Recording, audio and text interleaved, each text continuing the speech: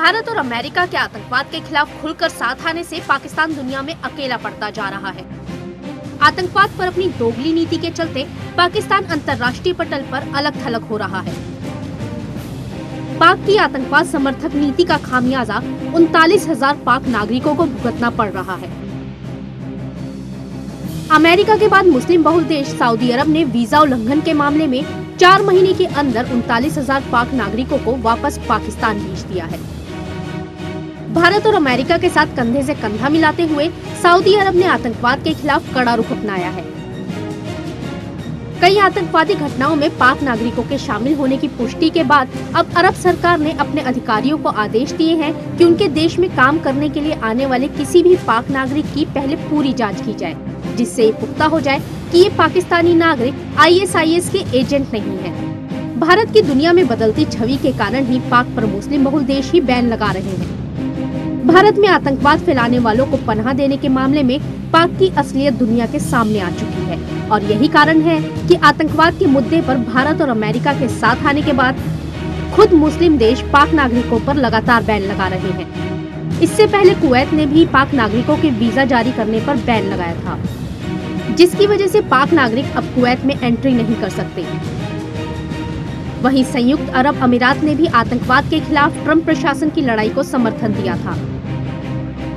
Saudi अरब के पाक नागरिकों को बैन करने के बाद पाक पर ये कहावत सटीक बैठती है कि जो दूसरों के लिए गड्ढा खोदते हैं वो पहले खुद उसमें गिरते हैं। 4 महीने में निकाले 29,000 पाकिस्तानी नागरिक, 4 महीने में 39,000, माफ कीजिएगा, 39,000 पाकिस्तानी नागरिकों को अगर 4 महीने में निकाला जाता है तमाम नियमों के उल्लंघन को लेकर, तो ये बड़ी बात है। क्या यही एक वजह है या वजह कुछ और है? बस नियमों का हवाला दिया जा रहा है। अरब सरकार ने कहा कि ISIS एजेंट हो सकते हैं पाकिस्तानी नागरिक, जिन पर साफ तौर से आतंकवाद को आगे बढ़ाने का आरोप है। उन पर अब सीधे तौर पर मुस्लिम देश भी बरस रहे हैं। रिहायश और कार्य के नियमों के उल्लंघन के चलते ये कार्रवाई की गई है। रिहायशी जो कार्य होते हैं उनके नियमों के उल्लंघन ये लगातार करते थे, इस वजह से भी कार्रवाई हुई है।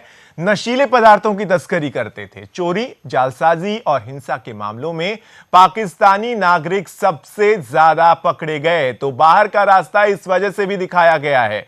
ये तमाम चीजें हैं। ट्रंप प्रशासन के बैन के बाद मुस्लिम बहुल देश लगातार पाकिस्तानी नागरिकों पर बैन लगा रहे हैं। आपको बता दें कि साफ तौर से मुस्लिम देश भी अब पाकिस्तान से किसी तरह की दोस्ती नहीं चाहते। इससे पहले कुवैत पाकिस्तानी नागरिकों के वीजा जारी करने पर बैन लगा चुका है।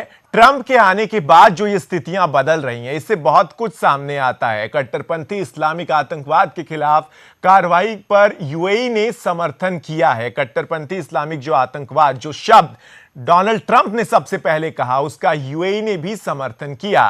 तो ये इस वजह से, ये वजहें रही जिस वजह से बाहर का रास्ता दिखाया।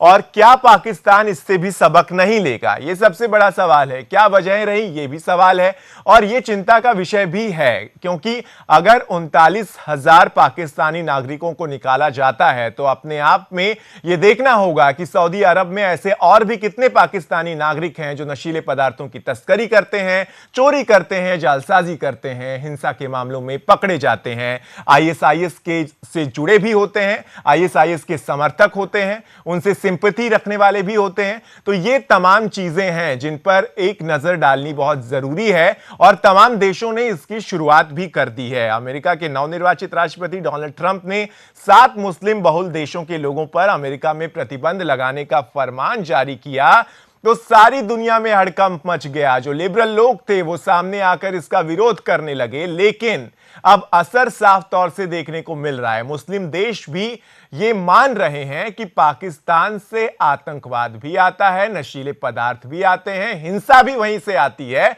और इसीलिए पाकिस्तानी नागरिकों को हम अपने देश में नहीं रहने दे सकते।